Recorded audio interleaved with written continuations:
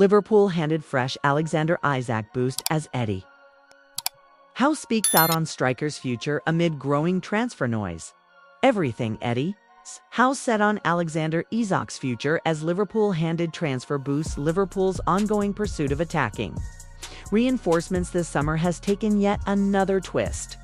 Newcastle United manager Eddie Howe has been forced to directly address the mounting speculation over Alexander Isak's future after the Swedish forward was left out of his side's latest pre-season fixture, a 4-0 humbling at the hands of Celtic. With Liverpool long being linked, and with questions mounting over Darwin Nunez's consistency and Luis Diaz's future, Howe's latest comments, while defiant, may only strengthen Liverpool's belief that a deal is possible.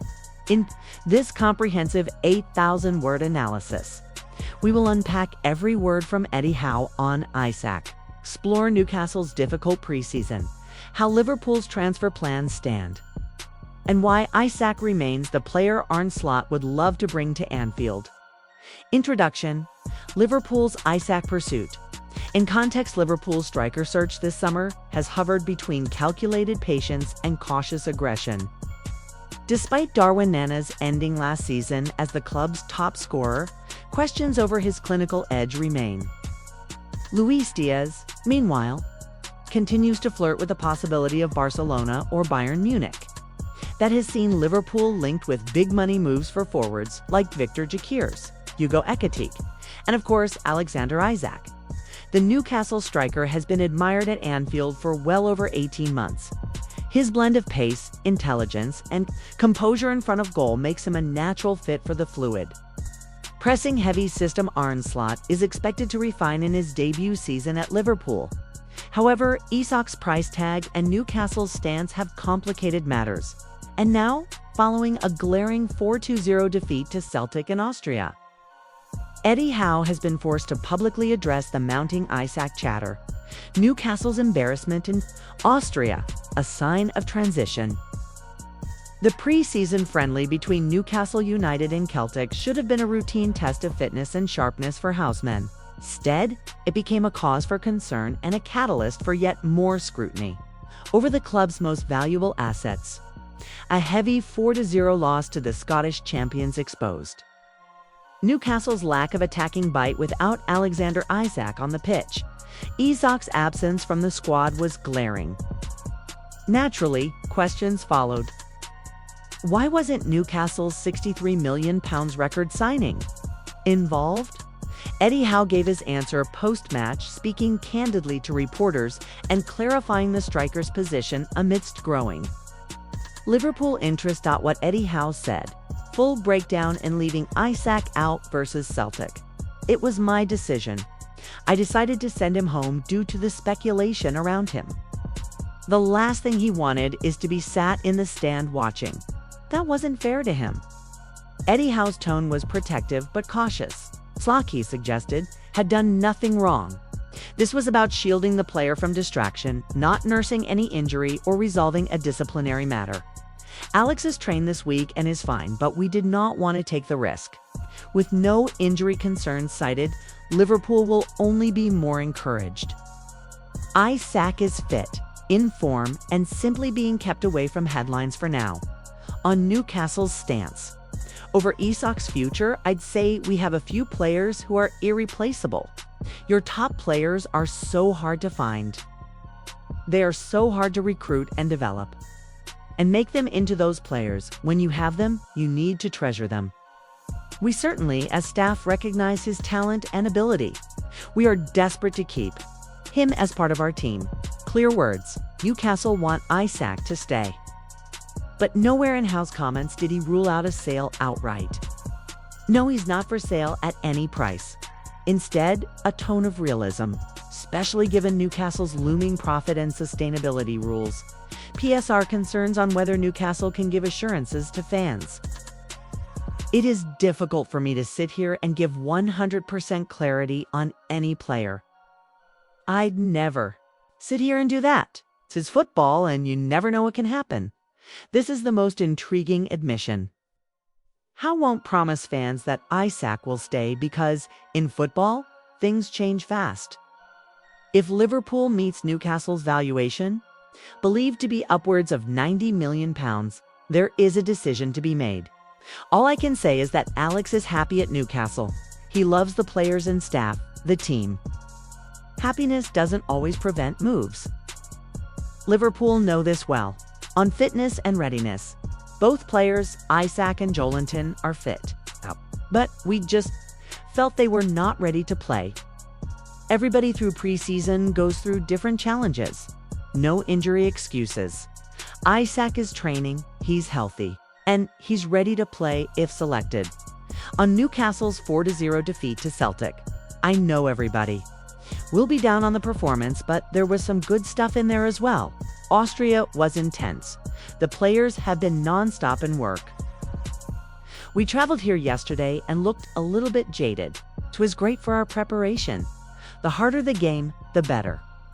Celtic, you could see, were way ahead of us fitness-wise and sharpness-wise.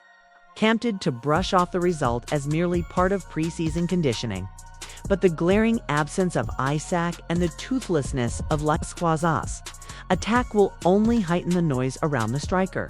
What this means for Liverpool's transfer plans: Liverpool have been monitoring Isak throughout the summer, even if whispers suggest their priority remains clarity over Luis Diaz's future before committing to a blockbuster forward signing, with Eddie Howe refusing to shut the door on a sale, and Isak's exclusion only fueling the fire. Liverpool's interest can only grow stronger.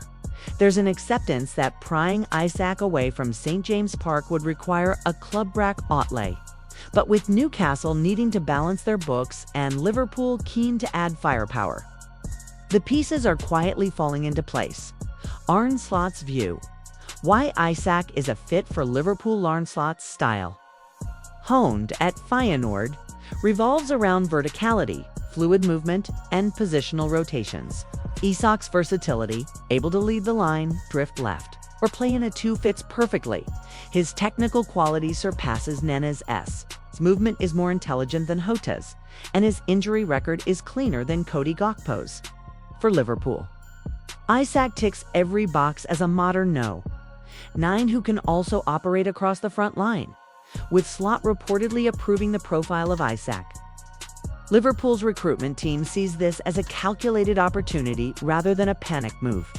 The financial picture: can Newcastle afford to sell? Newcastle's PSR position is precarious. Having splashed heavily across multiple windows, Tonali, Barnes, Livramento, Gordon, they face real questions about how to finance further reinforcements without a significant sale. Joelinton's new contract, Bruno Guimaraes' retention, and potential moves for midfielders have left Newcastle needing to generate funds. Howe's comments suggest reluctance, but not resistance. If Liverpool meets the valuation, Newcastle might have little choice. How Liverpool could structure a deal: Liverpool's model is structured, often reliant on achievable add-ons and staggered payments. For Isak, a deal could look like this: £75 million. Guaranteed £10 million in achievable bonuses, £5 million in Champions League. Title-linked add-ons would allow Newcastle to recoup their £63 million investment with profit. While Liverpool wouldn't immediately breach their financial structure, the state of Liverpool's attack. Without Isak, Liverpool's attacking depth looks like this: Darwin Nunez inconsistent.